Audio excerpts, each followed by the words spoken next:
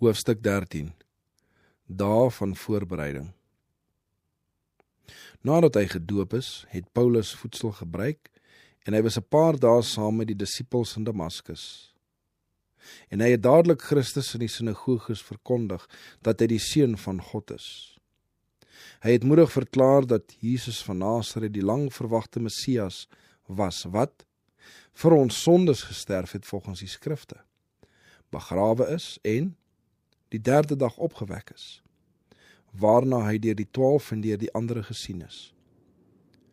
En laaste van almal, het Paulus bygevoeg, het hy verskyn ook aan my as die ontydige geborene. 1 Korintiërs 15 vers 3, 4 en 8. Sy argumente uit die profeseë was so oortuigend en sy poging het so duidelik met die krag van God gepaard gegaan, dat die Jode in verwarring geraak het en sy beredenering nie kon weerlê nie. Die tyding van Paulus se bekering was vir die Jode 'n groot verrassing. Hy wat na Damaskus gereis het met volmag en opdrag van die hoëpriesters, Handelinge 26 vers 12, om die gelowiges aan te hou en te vervolg, het nou die evangelie van 'n gekruisigde en opgestane heiland verkondig, en het die hande van diegene wat reeds disippels was, versterk, en het voortdurend nuwe gelowiges geverf vir die geloof wat hy voorheen so bitterlik teengestaan het.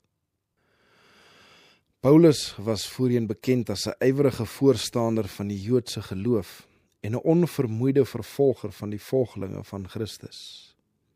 Hy was moedig, onafhanklik en volhardend, en sy talente en opleiding sou hom in staat gestel het om in feitelik enige hoedanigheid te dien. Hy kon besonder duidelik redeneer en sy skroeiende sarkasme sou 'n teenstander in 'n ongunstige lig stel.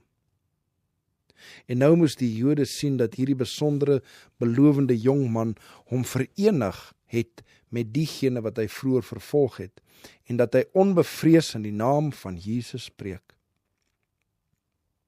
'n Generaal wat in die slag sneuwel, is vir sy leer verlore. Maar sy dood is geen versterking vir die vyand nie. Maar wanneer 'n vooraanstaande man hom by die teenparty aansluit, is nie net sy dienste verlore nie, maar diegene by wie hy hom aangesluit het, word duidelik daardeur bevoordeel. Die Here kon Saulus van Tarsus maklik onderweg na Damaskus doodgeslaan het, en die vervolgende mag sou veel van sy krag verloor het. Maar in sy voorsienigheid het God nie net Saulus se lewe gespaar nie, maar hy het hom tot inkeer gebring, sodat hy daardie kampvegter van die vyand nou aan die kant van Christus geveg het. Paulus was 'n welsprekende redenaar en 'n kwaai beoordelaar. Met sy strenge vasberadenheid en onwrikbare moed het hy juis die hoedanighede besit wat die vroeë kerk nodig gehad het.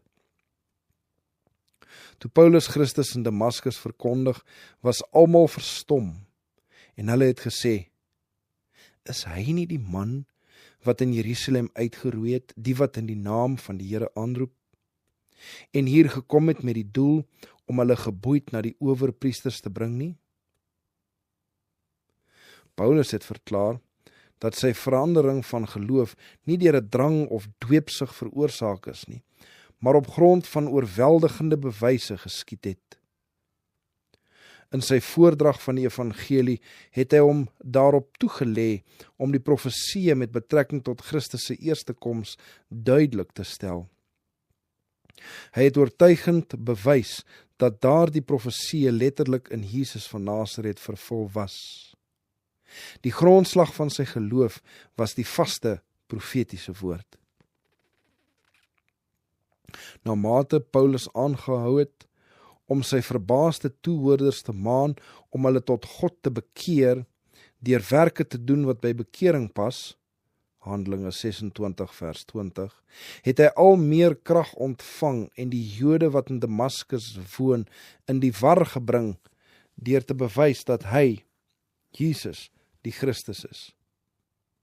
Maar talle het hulle harte verhard en geweier om sy boodskap te glo, en eerlang is hulle verbasing in intense haat verander, soos die wat hulle teenoor Jesus gehad het. Die teenstand het so hewig geword dat Paulus nie toegelaat is om sy werk in Damaskus voort te sit nie. 'n Boodskapper van die hemel het hom beveel om tydelik weg te gaan en hy is na Arabië, Galasiërs 1 vers 17, waar hy 'n veilige skuilplek gevind het. Daar in die eensaamheid van die woestyn het Paulus volop tyd gehad vir rustige studie en oordenking. Bedaard het hy sy verlede oordink en van sy bekering seker gemaak. Hy het God met sy hele hart gesoek en nie gerus eerdat hy verseker geweet het dat sy berou aanvaar en sy sonde vergewe was nie. Hy het na die versekering verlang dat Jesus in sy komende bediening met hom sou wees. Hy het sy siel ontledig van vooroordele en oorleweringe wat sy lewe tot nog toe gevorm het, en toe het hy van die bron van waarheid onderrig ontvang. Jesus het met hom gemeenskap gehou en hom in die geloof bevestig deur 'n ryke mate van wysheid en genade aan hom te gee. Wanneer die vyand van die mens in gemeenskap met die verstand van God gebring word, die verganklike met die onverganklike, is die uitwerking op liggaam, gees en siel onberekenbaar. In sulke gemeenskap vind mens die grootste opvoeding. Dit is God se eie metode van ontwikkeling. Sy boodskap aan die mensdom is: sluit tog vriendskap met hom. Job 22 vers 21. Die plegtige opdrag wat tydens sy onderhoud met Ananias aan Paulus gegee is, het al swaarder op sy gemoed gerus. Toe Paulus op die bevel Saul, broeder, word siende, vir die eerste keer die aangesig van daardie vrome man aanskou het, het Ananias onder ingewing van die Heilige Gees aan hom gesê: die God van ons vaders het jou voorbeskik om sy wil te ken, en die regverdige te sien, en die stem uit sy mond te hoor. Want jy sal vir hom by al die mense getuie wees, van wat jy gesien en gehoor het. En nou, waarom versuim jy? Staan op, laat jou doop en jou sondes afwas, terwyl jy die naam van die Here aanroep. Handelinge 22 vers 13 tot 16.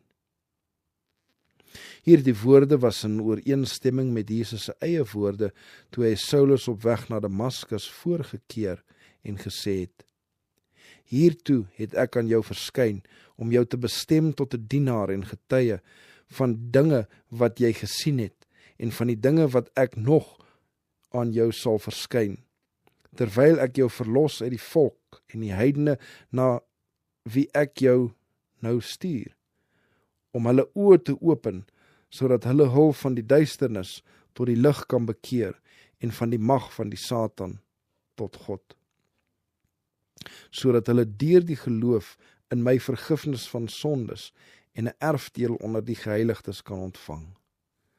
Handelinge 26 vers 16 tot 18. Toe hy hierdie dinge in sy hart oorweeg, het Paulus die betekenis van sy roeping om deur die wil van God 'n geroepe apostel van Jesus Christus te wees, 1 Korintiërs 1 vers 1, duidelik verstaan. Sy beroep was nie vanweë mense of deur 'n mens nie, maar deur Jesus Christus en God die Vader. Galasiërs 1 vers 1. Die grootheid van die werk wat op hom gewag het hom tot 'n grondige ondersoek van die Heilige Skrifte gelei, sodat hy die evangelie kon verkondig, nie met wysheid van woorde nie, sodat die kruis van Christus nie verydel mag word nie, maar in die betoning van gees en krag, sodat die geloof van almal wat sou hoor, nie in wysheid van mense sou bestaan nie, maar in die krag van God. 1 Korintiërs 1 vers 17 en 2 vers 4 en 5. Na mate hy die skrifte ondersoek het, het Paulus ontdek dat daar gedurende die eeue nie baie wyse na die vlees nie baie magtig is, nie baie edel is, geroep is nie. Maar wat dwaas is by die wêreld het God uitverkies, om die wyse te beskaam. En wat swak is by die wêreld het God uitverkies, om wat sterk is te beskaam. En wat onedel is by die wêreld, en wat verag is, het God uitverkies. En wat niks is nie, om wat iets is tot niet te maak, sodat geen vlees voor hom sou roem nie. 1 Korintiërs 1 vers 26 tot 29. En met hierdie uitsig op die wysheid van die wêreld, in die lig van die kruis, het Paulus hom voorgeneem om niks anders te weet nie as Jesus Christus en hom as gekruisigde. 1 Korintiërs 2 vers 2. Deur sy hele latere bediening het Paulus die bron van sy wysheid en krag nooit uit die oog verloor nie. Luister hoe hy jare daarna verklaar. Vir my is die lewe Christus. Filippus 1 vers 21. En dan weer, ek ag ook alles skade om die uitnemendheid van die kennis van Christus Jesus, my Here, terwille van wie ek alles prysgegee het, om Christus as wins te verkry, en in hom gevind te word, nie met my geregtigheid wat uit die wet is nie, maar met die wat deur die geloof in Christus is. Die geregtigheid wat uit God is deur die geloof, sodat ek hom kan ken en die krag van sy opstanding en die gemeenskap aan sy lyde, terwyl ek aan sy dood gelykvormig word. Filippense 3 vers 8 tot 10. Uit Arabië het Paulus weer teruggekom na Damaskus, Galasiërs 1 vers 17, en vrymoediglik in die naam van Jesus gespreek. Omdat die Jode nie in staat was om die wysheid van sy beredenering te weerstaan nie, het hulle beraadslaag om hom om te bring. Die poorte van die stad is dag en nag sorgvuldig bewaak, om dit onmoontlik te maak vir hom om te ontvlug. Weens hierdie krisis het die disippels ernstig tot God gebid en eindelik het hulle hom geneem en in die nag deur die muur neergelaat, deur hom in 'n mandjie te laat afsak. Handelinge 9 vers 25. Nadat hy uit Damaskus gevlug het, het Paulus na Jerusalem gegaan. 3 jaar het nou verloop sedert sy bekering. Die vernaamste rede waarom hy hierdie besoek afgelê het, was, soos hy self gesê het, om met Petrus kennis te maak. Galasiërs 1 vers 18. Toe hy in die stad aankom waar hy voorheen goed bekend was as Saulus die vervolger, het hy probeer om by die disippels aan te sluit, maar almal was vir hom bang, omdat hulle nie geglo dat hy 'n disipel was nie. Dit was moeilik vir hulle om te glo dat 'n fariseer wat so bekrompe was, soos hy, en wat soveel gedoen het om die gemeente uit te wis, 'n opregte volgelinge van Christus kon wees. Maar Barnabas het hom geneem en na die apostels gebring, en hulle vertel hoe hy op pad die Here gesien het, en dat hy met hom gespreek het, en hoe hy in Damaskus vrymoediglik in die naam van Jesus gepreek het. Toe hulle dit hoor, het die disippels hom as een van hulle ontvang. Spoedig het hulle oorvloediger bewyse gehad van die egtheid van sy Christelike belewenis. Die toekomstige apostel na die heidene was nou in die stad waar talle van sy voormalige metgeselle gewoon het, en hy het verlang om die profesie aangaande die Messias, wat deur die koms van die Heiland vervul is, aan daardie Joodse leiers te verduidelik. Paulus was seker dat daardie leraars in Israel, met wie hy voorheen so goed bekend was, net so opreg en eerlik was as hy. Maar hy het die gees van sy Joodse broeders misreken. En as hy gehoop het dat hulle sou hulle spoedig bekeer, het daar 'n groot teleurstelling op hom gewag. Alhoewel hy vrymoediglik gespreek het in die naam van die Here Jesus en ook met die Grieks sprekende Jode gepraat en gereedetoos het diegene wat aan die hoof van die Joodse kerk gestaan geweier om te glo en probeer om hom dood te maak. Sy hart was baie bedroef. Hy sou sy lewe gewilliglik opgeoffer het as dit sou help om aan sommige 'n kennis van die waarheid te bring. Met skaamte het hy aan sy aandeel aan Stefanus se marteling gedink en in sy geregtigheid om die skandvlek te verwyder van iemand wat so valslik beskuldig is, het hy die waarheid probeer regverdig waarvoor Stefanus sy lewe gegee het. Met 'n groot las op sy hart vir diegene wat geweier het om te glo, het Paulus in die tempel gebid toe hy, soos hy self later getuig het, in 'n beswyming geraak het. 'n Hemelse boodskapper het aan hom verskyn en gesê, maak gou en gaan haastig uit Jerusalem uit, want hulle sal jou getuienis aangaande my nie aanneem nie. Handelinge 22 vers 18.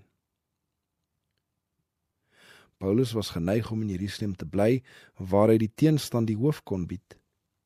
Dit het vir hom na lafhartigheid gelyk om te vlug as hy, deur in die stad aan te bly, sommige van die hardnekkige Jode van die waarheid van die evangelieboodskap kon oortuig, selfs al sou dit hom sy lewe kos om daar te bly. Daarom het hy geantwoord, Here, hulle weet self dat ek besig was om die wat in u glo in die gevangenis te werp en in die sinagoges te slaan, en toe die bloed van Stefanus, u getuie, vergiet is, het ek ook self daarby gestaan en sy vermoording goedgekeur en die klere opgepas van die wat hom doodgemaak het. Maar dit het nie by Gods plan ingepas dat sy diensknegt sy lewe onnodig moes waag nie. En die hemelse boodskapper het geantwoord, gaan heen, want ek sal jou ver wegstuur na die heidene. Handelinge 22 vers 19 tot 21.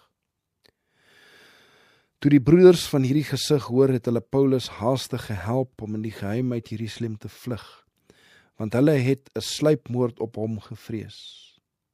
Hulle het hom na Caesarea afgebring en hom na Tarsus weggestuur. Die vertrek van Paulus het die gewelddadige teenstand van die Jode tydelik beëindig en die kerk het 'n ruk lank vrede gehad en in daardie tyd is vele tot die getal gelowiges